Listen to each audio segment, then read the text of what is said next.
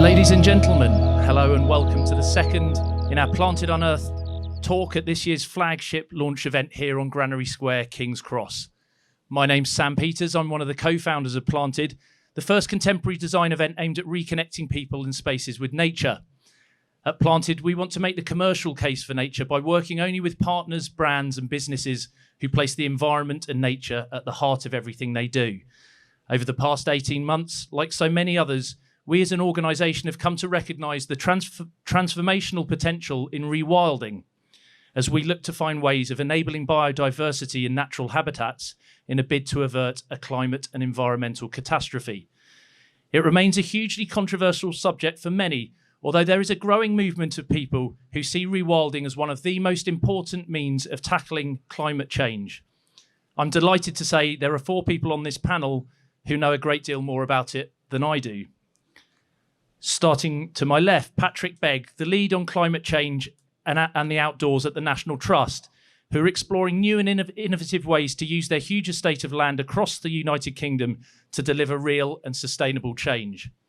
Sue France, further along, Sue, Director of Pictorial Meadows, owned by a non-for-profit social enterprise, the Green Estate, where she is also managing director, and whose wildflower planting, including the living wall behind us, helps improve biodiversity and habitats in deprived urban landscapes. On the far end, James Lord from HTA Design. James established the landscape design discipline and has since won numerous national design awards for his work and is currently working on a number of rewilding projects across the UK. Among other achievements, James is a board member and trustee of the Landscape Institution. 2 along from my left here, Julia Davis. Julia is a former lawyer who built and sold outdoor clothing brand Osprey before founding environmental financing fund We Have the Power. This summer, she realised her first rewilding project with Dorset Wildlife Trust, and she is now supporting numerous prospective future projects. So to my panel, a huge welcome to Planted. Thank you so much for joining us here. It really is an absolute pleasure to have so much quality, so much knowledge, and such a range of information that I'd like you to share with us today. So, I mean, why rewild? That's the topic of this talk. So, perhaps James, you've got the mic there. Why rewild? Perhaps, if I pose the question slightly differently, what is the problem we're facing? Well, the problem is very clear. There have been multiple reports over the years that have suggested that the diversity of wildlife in the UK, but also across the planet, is reducing dramatically and in front of our eyes. So the challenge is to attempt to do anything we can in all kinds of different environments, in cities, as well as in the countryside, in the UK, as well as across the planet, to attempt to reverse that decline, or at least slow that decline down, in order to be able to promote places where spaces that wildlife can call their own, places where people can call their own, and places where the two can come together as well. And that's particularly the bit we're interested in the urban realm of places where people and wildlife can come together. Now, Sue, you've obviously been working in this space for a long time. Can you tell us a little bit about Pictorial Meadows, the Green Estate, of which you're managing director, and also perhaps a little bit about the involvement that you guys have had in this living studio that we're sitting in front of? I'll try, probably not so eloquently. You'll find that I'm a very down-to-earth person that's been having to deal with, I suppose, reality on the ground. I've been working in this field. I'm a landscaper, a horticulturalist, a placemaker, all my working life. And I've seen so many communities which are completely cut off from the natural world, or they've got green spaces that are there, but they're so hideous or unmanaged or basically sterile. So James has talked about the fact that we need to actually open our spaces for nature. But we also, as humans, need to have that contact with nature. We are animals. We are human animals which respond to that natural world. And as we see more and more people into our cities, particularly living in places where there isn't this connection, the sheer problems with health, with social disorder, these are considerable things. So my journey on this particular one started when I started to work in regeneration in Sheffield, in what was declared then the worst estate in Britain. And it was tough, but it had a load of green space. But the green space wasn't seen by people. It had no relationship to people. People didn't respond to it. So we started a journey where we were looking at, what are the triggers in nature that you could actually start to build into urban spaces that would make people respond, that they would start to love their space again. And that was the journey where we started to work particularly with meadow-like vegetation. It hasn't stopped at that point, but there was something terribly accessible about that because it had flowers, it had change. People found that they could physically interact with it. So yeah, that's the start of our journey, and it's still going on. Thanks, Sue. Julia, over to you. I mean, can you tell us a little bit about We Have the Power? What are you guys doing to affect change? And I know we're here in an urban environment, obviously a beautiful urban environment that's surrounded by trees, and we're blessed with the weather here today. But a lot of the work you're doing is perhaps more rural. But what are the projects that you're working on, and what are the big challenges that you're seeing in this space? Yeah, well, I would like to talk a bit about rewilding the countryside, because I think that we've all as a nation assumed that the countryside was the home of nature and that nature was safe there, our wildlife was safe in the countryside. But in reality, it hasn't been. In reality, our countryside has not only pushed out people, but it's also pushed out wildlife. And so the landscapes that we were all brought up to love, of those rolling green fields, with a few animals in them, we've looked at those and we thought that's where nature lives, but unfortunately it doesn't. And those green fields, I'm sorry to say that there's very, very little growing in them. It's taken me a while to realise just the fact that green grass, it's not something that's just there, that's a crop, and it requires an awful lot of inputs to maintain that grass. So I'm working on projects to enable the wildlife trusts and other conservation groups acquire land so that they can restore that land, not just for nature, but for people too. Because just as people in cities and towns have been cut off from nature, in reality, there's many people living in villages. They don't have access to a lot of those green spaces around them. And so the projects I'm working on, they're restoring that land for everyone. Thanks, Julia. Over to Patrick from the National Trust. Patrick, clearly the National Trust over the years has been known for the properties that you guys are in charge of, look after on behalf of the country, and behalf of, but perhaps something that I guess you guys are looking at now, really about leveraging change with the actual land that you have, and perhaps the power that you have to bring to the conversation around climate change. So maybe I'll take a second just to come back to the analysis of why.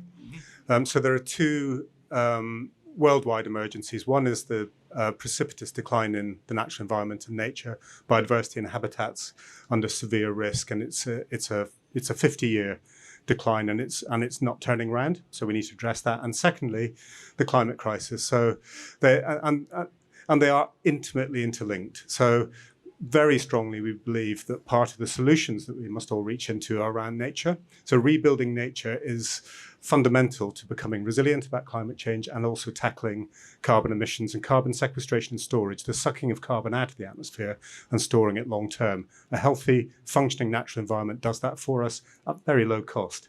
So those are the negatives, if you like, what we've got to face into. But there's so much more that we could look forward to by doing this properly, and it would be true of cities. So no one would ever say that there were any benefits of the pandemic, but one thing that it has taught us is that people need nature. So this is a people agenda as much as it is anything. The cork is out of the bottle on that. People have flocked to National Trust sites on the edge of towns because they need it. And we've got a fundamental duty to re-engage people with that nature and make sure that we provide for it. And I was just musing actually on the design of this place. So I lived in London 20 years ago, and this was not a part of London that you would necessarily come to. So it's transformed and it's amazing and buzzy. But I do worry that great big stone-clad plazas are going to be pretty unappealing places when there's a 2.5 degrees temperature rise, and that is very significant. Our summers are going to make this kind of place difficult. So design, fundamental principles, which James probably got in his mind about how we build our cities, give people green space and nature, and a connection to that rich sense of green around them. It's an imperative. It will make cities livable, because I do worry that a lot of cities will become, in some places, quite unlivable in the way we've done it, and the buildings will be unlivable. Nature's part of that solution. So it's about what we can have and how we address problems as much as rescuing things.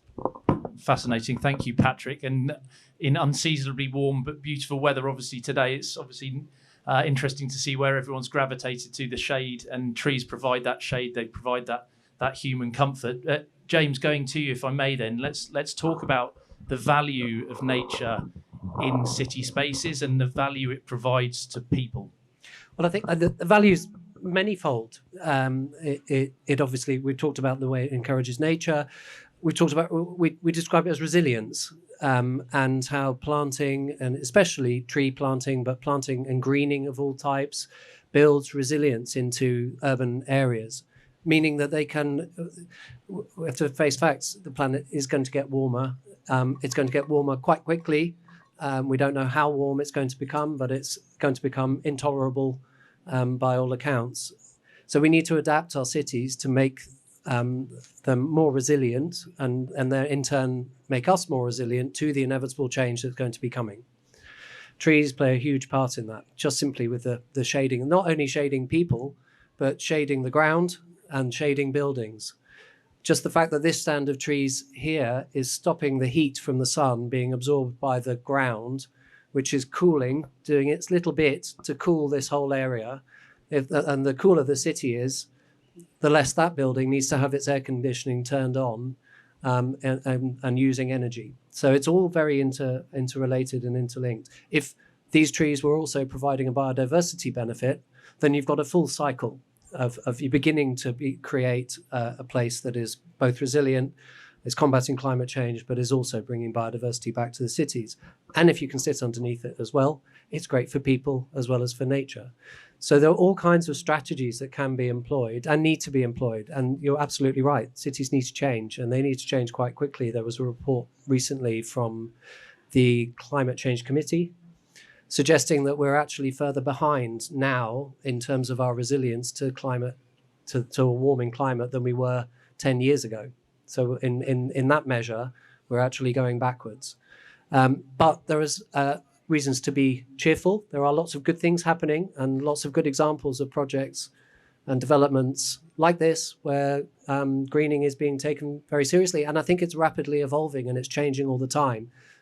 Just to talk about where we are, this is a multi-phase development that is going to be running, 15 years probably, from beginning to end. And you look at the difference in the approach to design from one of the very early phases where we are to the current phases that are being designed. They are being designed with much more trees. They're much greener. They're taking in urban drainage. So they're treating the water that's falling from the clouds when it does occasionally fall from the clouds, and cleaning that and reusing that to irrigate planted areas. So things are changing, and practice, from a designer's point of view, practice is changing rapidly. That's also being supported quite recently by changes in legislation. So now developers that want to build in cities, well, anywhere, are being held to account and are being told that they must deliver these improvements and biodiversity. I still think we've got a long way to go, but things are definitely turning, and we should all throw our weight behind that. Absolutely. Thank you, James. I mean, we talk at Planted about making the commercial case for nature, and we're talking about how nature is something that we as people need to thrive and to benefit from. And James has very interestingly spoken about some of the amazing projects that are going on in urban spaces at the moment. So could you talk a little bit about, from the perspective of people who don't necessarily have acres and acres of land to work with, but they absolutely appreciate the environment, they absolutely understand the issues in front of them, but perhaps don't have the means by which to affect large scale change? But how can people make a change on a small level, just perhaps in a flat in the middle of a city or in a small garden? Well, I think that is a challenging one, to be honest. I think this idea of evolution is something to pick up on, because for a lot of communities I've actually worked with, you've had to take them on this journey, and it's only when they start to get to understand the relevance to themselves. If you're cut off from the natural world, the relevance is quite difficult to actually take, and therefore I think that feeling of doom and gloom starts to overpower. So the very first stage is to introduce people to success, really, and to things that work, and to take not just them on a journey, but maybe your landscape on a journey as well. In many cases, I think we're used to things which are done and which remain static. And there's a lot to learn from the natural world, that actually the natural world is not static. And in fact, the whole concept of rewilding itself is about progression, change, and actually how that actually creates new opportunities. So I think a lot of work for us has been trying to take those two parallels, to take the process of ecological design change along with community change. And basically what we found is that it's very quick. When people actually start to respond to the natural environment in positive ways, you can then move on to the next stage. You can open up access, you can make them political, you can encourage them to be informed and to challenge the politicians, the lawmakers, what have you. And all important too, they can start to actually understand that it's not just about design, it's about stewardship. It's about long-term stewardship that is intelligent and is able to deal with this idea of evolution and change. So we're talking about quite new ideas, really, which are quite alien to lots of people. I mean, whilst we might be a nation of gardeners, and we understand that if we don't weed the garden, things will change. We don't always see the positives of that and how you can steer that. So I think, a lot for us is about taking people on those stages and then seeing, when the light bulb moment actually goes on, how empowered people start to feel then that they can do something. And yes, of course, it does lead on to them. There is a myriad of things, but yes. Thanks, Sue. A nation of gardeners who've been taught to kill the insects, mow the lawns, hack everything back, and control it, I guess. But inherent in that, I would say, inherent in that is a passion for the outdoor space and for understanding that nurture and stewardship and care is critical. I think without that, it's difficult to progress. But I think that's the huge strength of our country, really, is that we are. If we can take those positives of our cultural techniques and we can move them into a new place, we're onto a winner. So, of course, education is a big part of this. Moving to Julia, because you are talking about a more rural countryside landscape, I'm really fascinated by this idea about the countryside actually being a place that's really lacking biodiversity. I think we're in a UN list of 189th out of 218 countries in the list of biodiversity resilience, which is an extraordinary figure, really, for a country which, as Sue said, is a country of people who fundamentally want to look after nature, but something's gone really badly wrong in the system here. What has gone wrong, in your view, in the countryside, and what can be done from a commercial angle to actually get things moving in a positive direction? Well, I always think about, as a nation, I always imagine we probably buy more bird food than any other nation on Earth. And we all have our bird tables, don't we? And we're all feeding those birds. But we're forgetting that actually the food that we're eating ourselves is why those birds need some food, because we've been farming in this country for a very long time in a way that has taken away the homes for wildlife, and it's also destroyed their food, because we, in intensive and conventional farming practices, have been putting out chemicals for years, which are designed to kill insects. They're designed to, put chemicals into the food, which, yes, they might promote the growth of some plants, the plants that we wanted, but, the herbicides were killing all the other stuff, and it's that other stuff which nature needs. So I think that one of the things that we fundamentally have to do is we have to recognise that we've got to rethink the way that we produce our food, and we can do that because young people are already leading the way. They're already showing that they're willing to change the way that we think about food. And I'm not I'm not an advocate of everybody has got to become a vegan to solve this crisis. We don't have to. We just have to produce our food in a kinder and more sustainable way. And actually, a lot of those ways is going to be better for the farmers as well, because rewilding in its best sense can be something that's going to work really, really well with the rural community, because farmers have been struggling too, and they're struggling right now because they've been pushed in a direction of everything's about productivity, everything's about getting every last bit of food out of the land. But that's not been great for them. It's only worked because of a subsidy system that's been all based on the amount of food we produce and not the quality of the food we produce.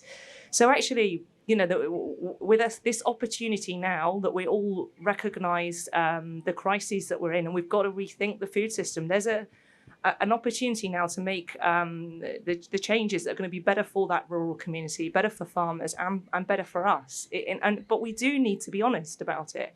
We cannot continue to consume in the way that we are. We do need everybody to recognise that we're actually going to need to eat less and better meat and dairy, but that doesn't mean none. And as a vital part and a key part of a really good rewilding project at a rural level will be grazing animals. And actually the project that I'm involved with in Dorset Wildlife Trust is a really great example. So I helped the Wildlife Trust acquire 420 acres of land, and that was producing about 35 cows, and they were actually, at the end, when we acquired the land, they were 35 male dairy cows. So they were being raised up to a point to produce some meat, but that wasn't high-grade meat. And it's really telling when you walk around the site, because those cows were grazing 11 acres of 420 acres, and pretty much the rest of the site was feeding those cows. So it was growing crops. So you might walk around there and think, oh, this farm, it's growing food that we eat. It wasn't. It was growing food that was being fed to those cows.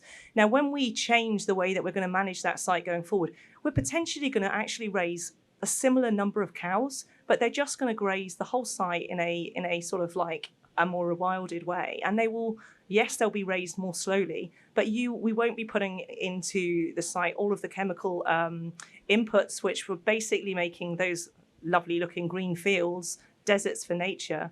And we won't be polluting the river systems, which was then going out into Poole Harbour and causing algal blooms. So we'll be still supporting local farmers because we're working with them on grazing those cows. We'll still be producing food, but we won't be doing it in a way which means that very, very little wildlife was thriving on that site. Thank you, Julia. Patrick, National Trust, obviously, farmers are on your land. Food production is part of things that you're interacting with. What's your comments in response to what Julia said? So Julia puts it very well. I mean, I'm always bewildered, really, that we're happy that 50% of the wheat we grow in the UK goes into animal feed. I mean, it's a startling thing, but it's true. And in terms of the amount of lamb we eat as a population, which is in decline, is already almost homeopathic. I mean, there are lots of components of our countryside that don't add up to me. But if we look more positively, I think there's a 4-part prescription for how we tackle the restoration of nature, and it can be captured in these ways. One is we need it to be bigger. We've allowed our nature to be crammed back into little oases, reserves where we furiously polish those crown jewels, but we don't let the wider countryside breathe and support nature. So we need those sites to be bigger. We need them to be better. So there are some very significant problems, even in our most important wildlife sites of special scientific interest. Some of our greatest and most important reservoirs of nature are officially classified as in decline, and that has been going on for decades. We need to arrest that decline, so we need better.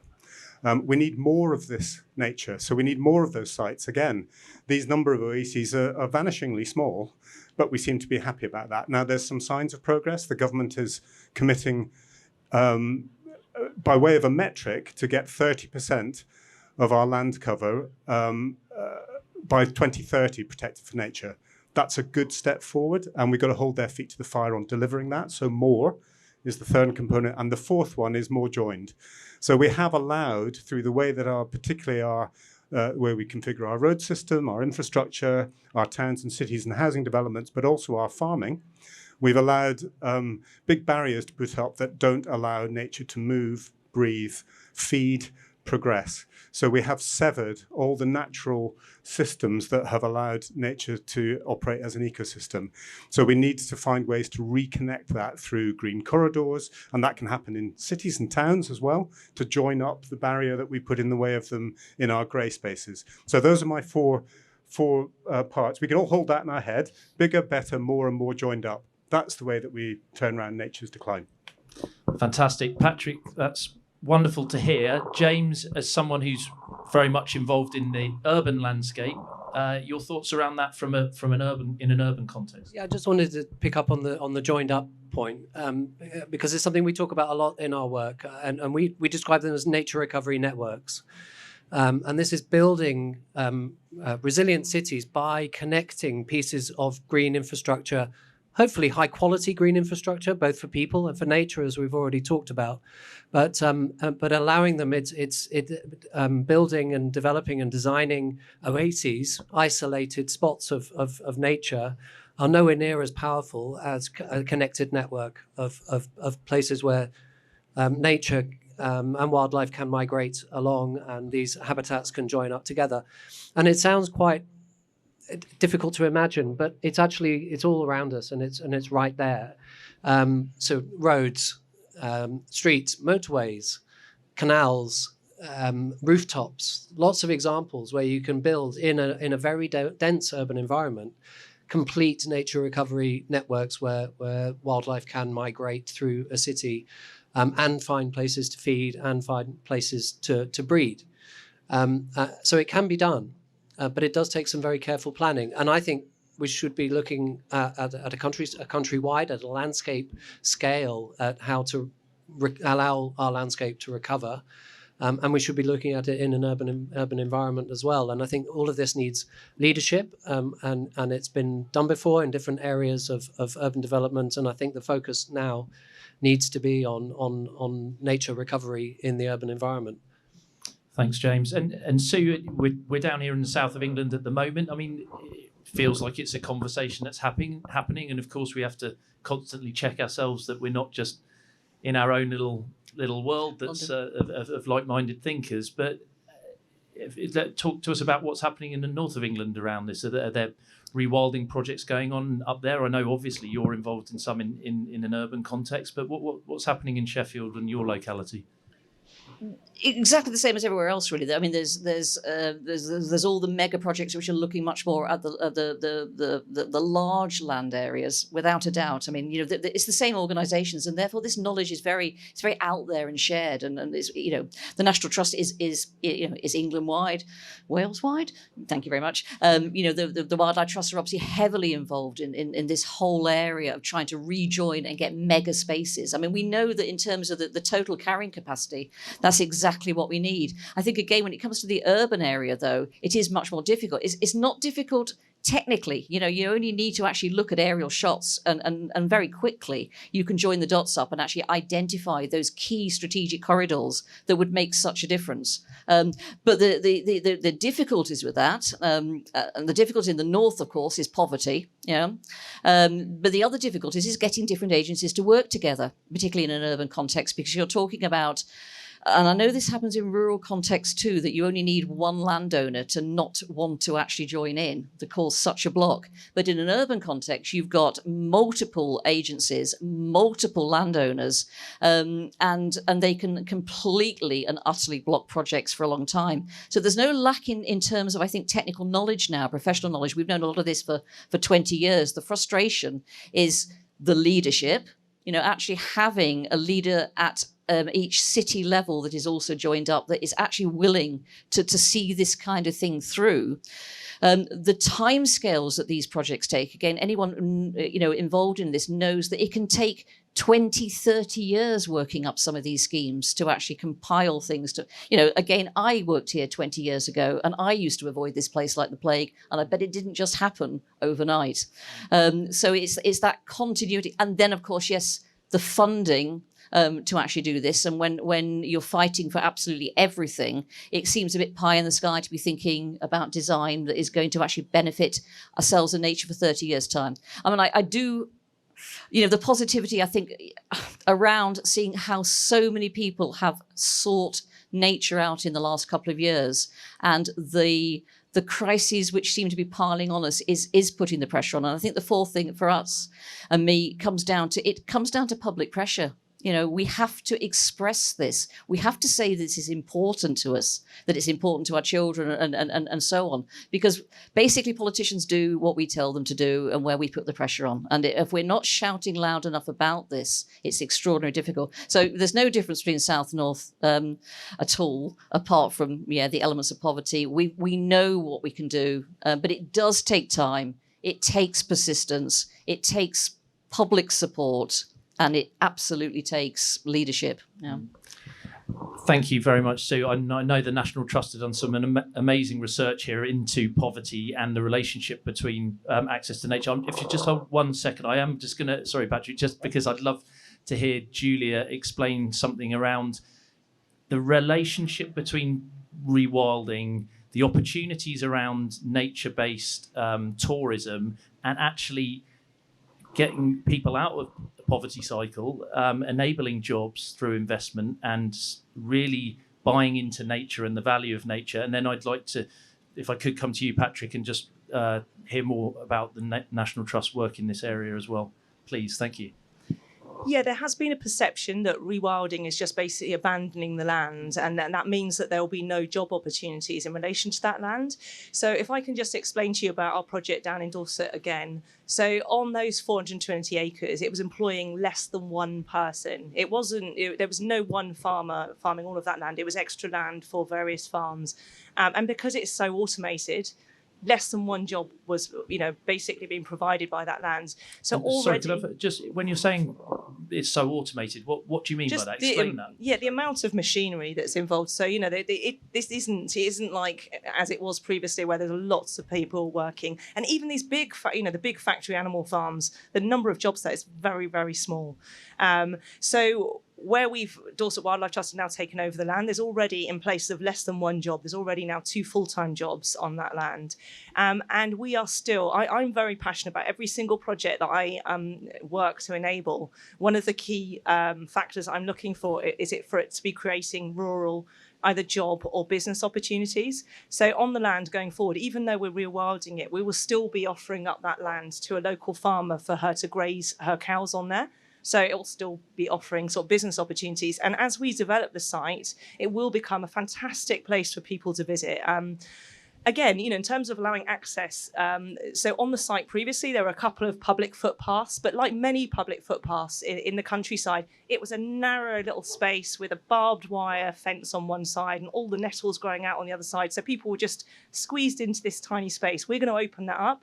We're opening up the fields which are close to this lovely village called Bear Regis, and we won't create paths. We will allow people to create their own desire lines through the fields, which previously they weren't allowed access to. So this is going to become a place that people want to come to. We're also redeveloping the former farm buildings, potentially as a green service station, and there will be opportunities for businesses. But we're also, because this will be somewhere that people want to come, again, the farmer who basically has the farm alongside us, she's already doing a bit of camping on her farm as a bit of diversification. This is going to really assist her business. So it's going to give the opportunity for her to really develop that tourism side of her business, which is going to create business and job opportunities. So we envisage that, going from less than one job previously, this is going to create multiple employment opportunities. And in some of these little villages, sometimes there aren't great jobs because they are quite cut off and there's no bus services, etc. So, it's really, if these projects are done really well, they will be contributing to the rural economy in a great way. And also, something else that I'm incredibly passionate about is that we will create somewhere where people in towns and cities will be able to come. We absolutely will. We want to make sure that we will create a really welcoming space, because sometimes people living in cities, they don't feel confident going into the countryside, particularly if, like the whole public footpath system, even for me, and I live in the countryside, it can be really confusing. Often you might be able to see on the map that there's a public footpath, but you can't see where that goes. And you can kind of really feel like, oh, am I trespassing here? Where does that go? So just by this land now being owned by a wildlife trust that will make very clear that people are welcome, they will provide some signage and they'll provide some things which will give people the confidence to wander at will in that countryside. I really hope that it's going to make it somewhere that people who haven't grown up in that countryside space have the confidence to come and just really, really enjoy and experience nature and then grow to love it. That's wonderful to hear, and something at Planted we're really interested in. I think we'll definitely run a future talks program on it. Is access or relative lack of to our land. Again, I read recently Nick Hayes' book of Trespass, which if you haven't read, I would strongly recommend that. It sounds a bit naughty buying a book saying Book of Trespass, but it's a fascinating historical documentation of how access to land, access to nature has been systematically sort of picked away at for public access, essentially. So it's a fascinating topic, and one we'll definitely come back to in the future. Patrick, staying, if we may, more on this issue around the relationship between poverty and lack of access to nature, something that the National Trust, you've done an enormous amount of work on, and I particularly remember near the start of the first lockdown, some of the research figures that you guys published, which were revelatory to me in so many ways. But if you'd be kind enough just to tell us about that research. Sure. So let's zero back in on cities, and I'm going to be stato for a second because there's some good numbers here. So we did some research with Vivid Economics in 2020, and we tried to discover where nature deficits were most acute, and there are 295 boroughs across England. We're getting data for Wales and Northern Ireland coming, where people do not have access to high quality green space within 5 minutes where they live. They can't see a tree from their window. Those kinds of criteria to just segment people across England.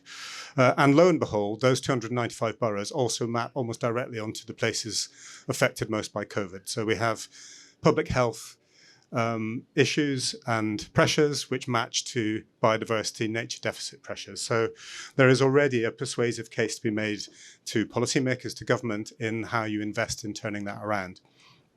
So there's a three-part economic case to be made here, which adds up to something quite big. The first one is to really invest in greening grey streets. So James has talked about this a little bit. It's the connectivity piece, and it's led by trees. So it is bringing back trees into our neighbourhoods and making our streets greener again.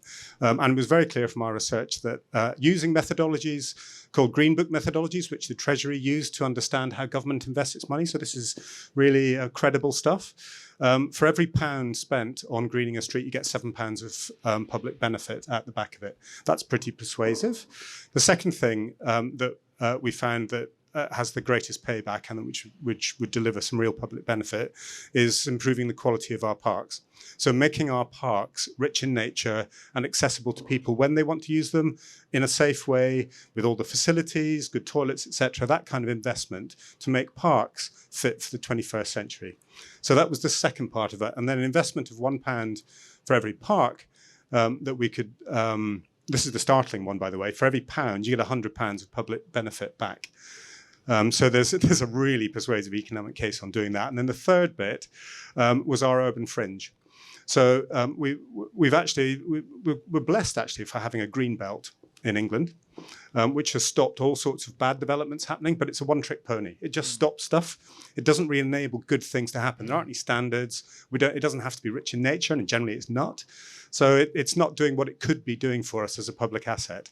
And we found that if you invested £1 in creating regional parks, in the belts around cities, you get £3 of public benefit back. So that's also worth having. And there are places internationally who've done this where it really does pay back, particularly in things like climate change resilience, where slowing the flow of water in those catchments, which then eventually end up in cities, that's where floods come from. They don't come from around you here. They come from somewhere up the Thames. That kind of stuff is really important. New York bought its New York State's catchment in order to make it really resilient against flooding, and it has reforested its catchment in order to do that. Good international examples of it. If you add all that up, for £5.5 billion, sounds like a big amount. It's about 15% what we spent on track and trace. So I don't think it's actually terribly bad value. 5.5 billion would get you £200 billion of public benefit back. I think that's a cast iron case for the Treasury for us to invest in something that delivers so much more for people. So I'll stop being Stato for a second. I've enjoyed you being Stato as a cricket fan and a former sports journalist myself. I love a stat, and there were some outstanding ones there. Thank you so much, Patrick. That really is fascinating, and I'm absolutely loving the fact that we're, I think, building a really clear commercial case here. James, could you talk a little bit, please, if you may, just about some of the projects that you've worked on in urban spaces, and indeed some of the kind of funding challenges that perhaps present themselves, and where do you see the commercial case lying for re-enabling and re-enabling nature in our cities? Sure. So the majority of the work that we do as a practice was working in making homes for people. We specialise in building great places for people to live in. And we do that through working with private developers, with local authorities, and with housing associations primarily are our clients, but there's a very broad range of people that we work with.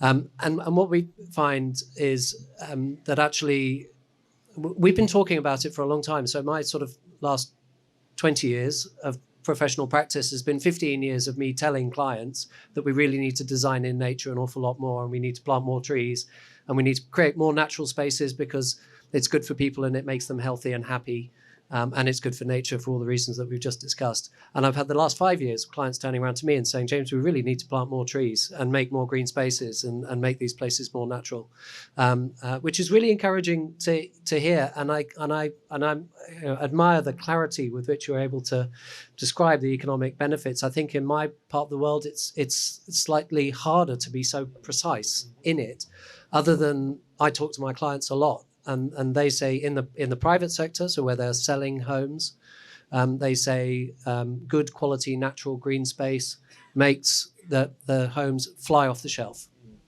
It's absolutely clear in their minds that this good quality green infrastructure is absolutely important. And what good quality green infrastructure meant 10 years ago is completely different from what it means now. 10 years ago, it was zero maintenance, clipped hedges, evergreen planting, so it looks the same all year round, which was seen to be a good thing by some people.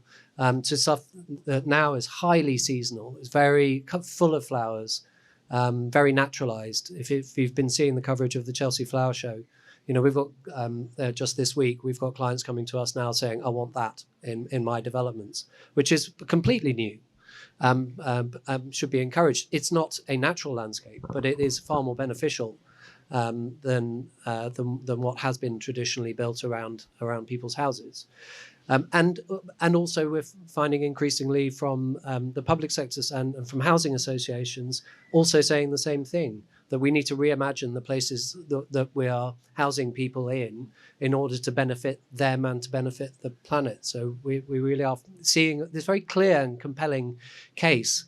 I'm going to get your report and then hopefully I can become a Stato myself. I can highly recommend Patrick's National Trust report. Sue, is this part from a kind of design perspective, and we sit here in front of this fabulous sort of shaggy, slightly ramshackle, but just wonderfully engaging living wall that you guys have put on for us, and along with James's team at HCA's design. But is part of this about reimagining what is beautiful? So I think, with that little hat on, an awful lot of what we do is to try and find the techniques and the practices that basically, do create a sort of, I suppose, a reimagined, a romantic notion of nature.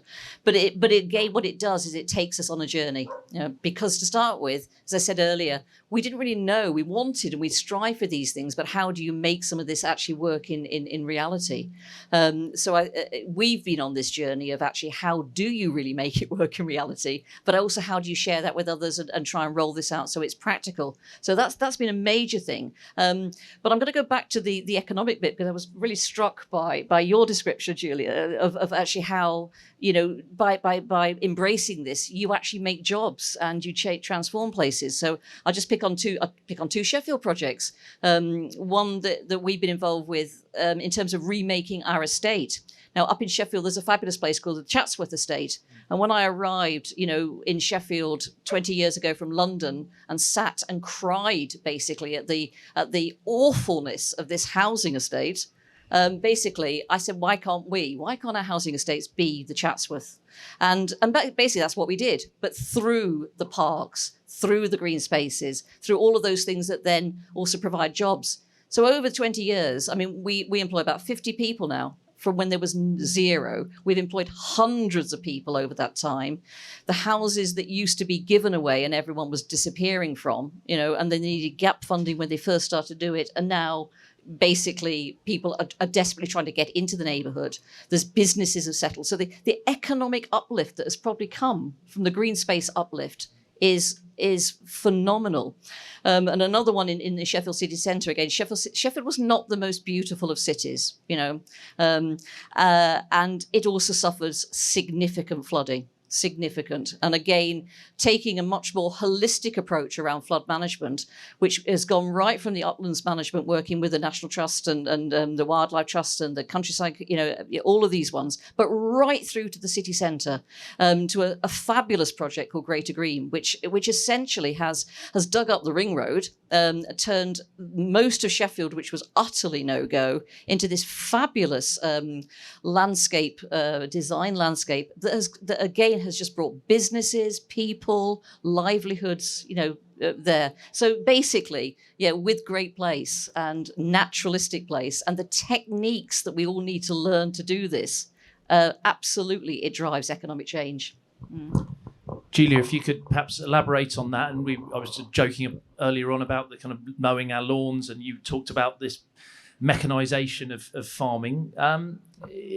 Can you talk a little bit more about your vision to create jobs, to create wealth, to change the way that people perceive rewilding? Because essentially there is this sort of lazy assumption, I think, by lots of people, and I think several of you guys have touched upon it, that rewilding is just letting the land go. It's just essentially doing nothing. Of course, there's an element to that, but it's about so much more than that, isn't it? And there really is a very viable economic reason to do this. Absolutely. There's a really good book called Rewilding, where they sort of go into the economic case for restoring nature, and they compare, the amount of jobs that are being created on certain land uses which are even less useful than farming. And for example, like grouse moors and a lot of the big hunting estates, they take up huge areas of our country, and they're not really producing any food for anyone, because a lot of those birds, even when they're shot, they don't get eaten. And it's basically, they often talk about job creation, but it's tiny numbers. There's been lots of research done about how many more people would be employed if you made those places so they're accessible to people and they attracted in nature-based tourism. I just wanted to mention on the, sorry to go off your subjects, but on this whole issue about flood prevention, something that I learned through the working on this project in the Dorset Wildlife Trust is how we basically take the hydrology out of the land when we farm it. So I was shocked. One of the things that we need to address on this site in Dorset is the ditches. So, I never thought I'd be talking about ditches, but we have ditches on that site like 3 meters deep. And what they do is they just take the water off the land. So, part of why we have these flooding problems is we are farming in such a way that we are sort of just channeling all the water into these ditches, which has got to go somewhere. And then, that then leaves the land, very dry, very arid. It's unable to maintain its nutrients. And we also create these flooding problems. So one of the joyful things I think somebody has got to mention during a talk about rewilding, someone's got to talk about beavers, because everyone that's doing a rewilding project, one of the things that you want to get to eventually is to have beavers on your site. And they are such a fantastic example of the nonsense with which we have run our country for such a long time. So with all of these flooding problems that we're having, everyone's been going, we need to dredge the rivers, we need to do all this kind of stuff, which is actually just making the problem worse. And we're talking about spending like millions of pounds doing things which these wonderful creatures who should be in our country because they are indigenous to our country, they just do it for free because that's what they do. And they bring so much joy. I mean, I was so lucky to go and visit Coombs Head Rewilding in Devon, which is run by anyone that knows anything about beavers, Derek Gow, Mr. Beaver. And I saw beavers in the wild for the first time, and it was just such a joyful experience. So these are animals which we've been spending absolutely ages debating whether we're going to allow them to come back to our country, whilst at the same time, every year, millions and upon millions of non-indigenous birds are released onto our ground smals. And those birds are basically, not all of them get shot, so they're there eating what bit of wildlife there is left. On the basis of protecting them, the business model for them, any other interesting wildlife gets shot and killed. So, it's just the rewilding model. It will bring jobs, and it will bring jobs for many more people. And it will basically be using our land for all of us and not just for a small number of people. So, Patrick, if I could move on to you. Thank you, Julia.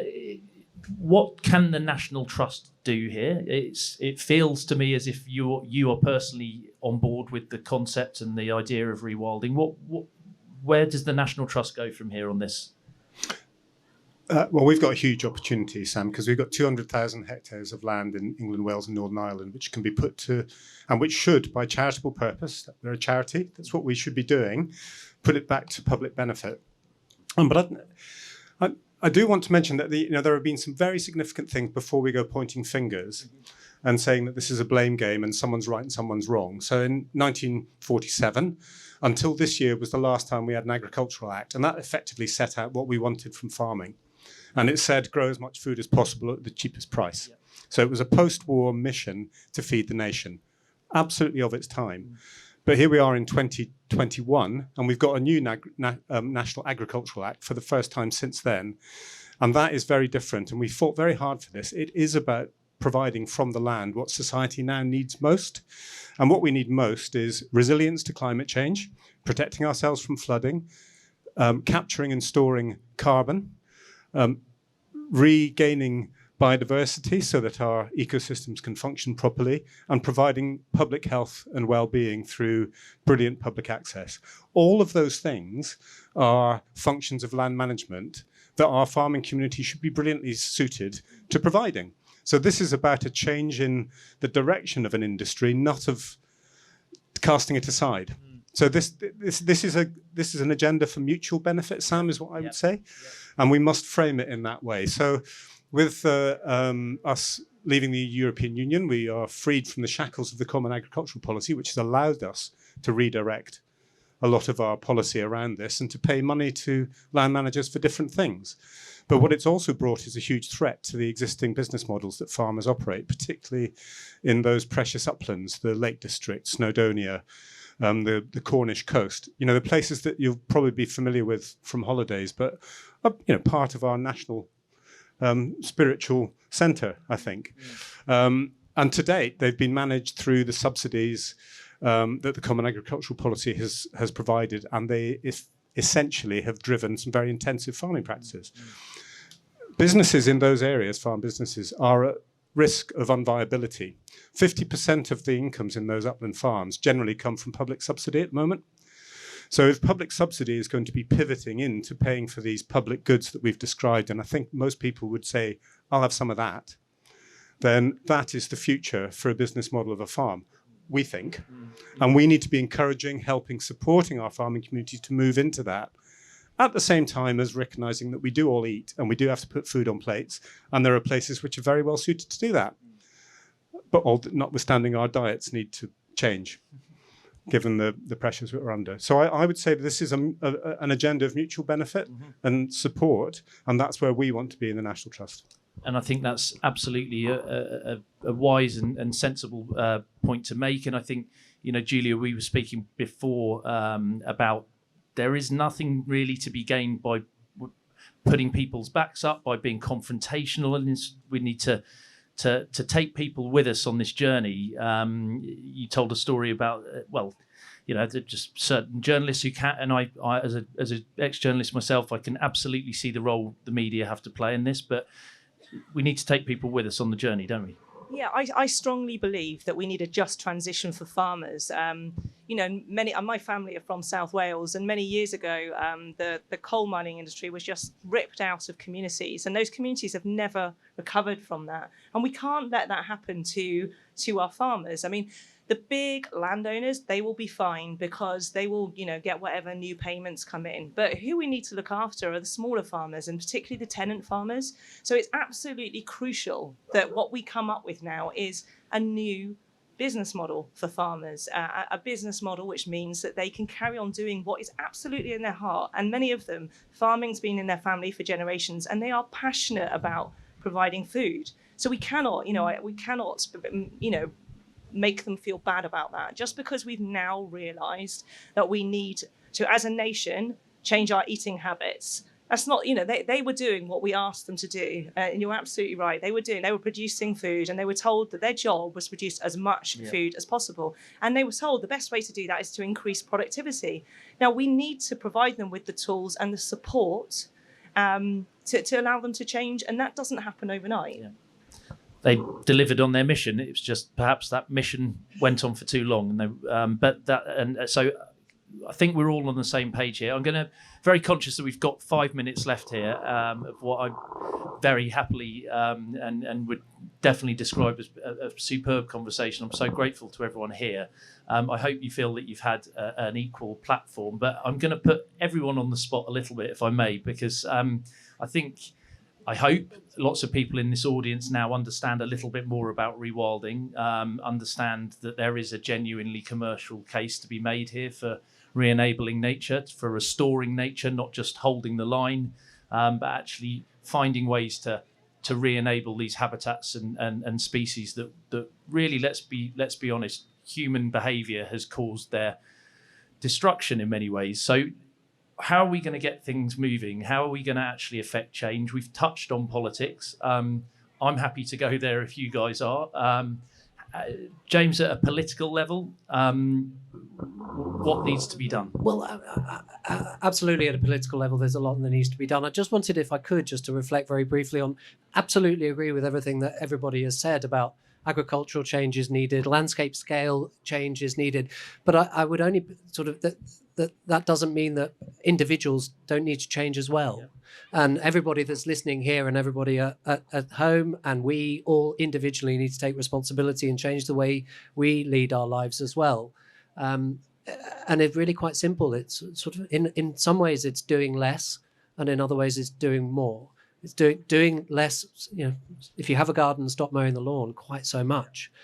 Let the nettles grow a little bit. Plant some wild plants. Some beautiful examples, oxeye daisies and scabious and all kinds of beautiful plants that you can plant in your garden and allow them to grow. And if everybody does a tiny little bit to improve something, even if you just have a window box, then that combined effort makes a huge difference on a national scale. So it's not, and I'm just trying to, what everybody has said is absolutely right, but it's not somebody else's problem to fix.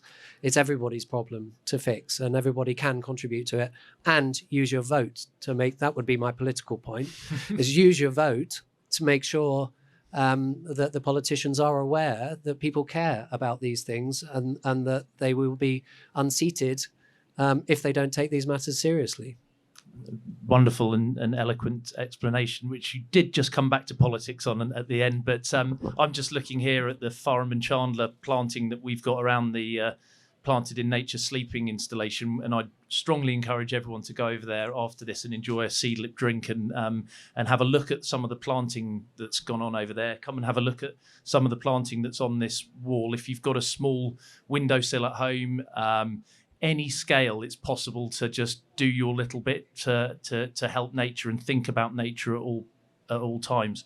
So again, just if I could just keep you down to just a 1 minute answer, if I may, Sue. Politically, what needs to happen?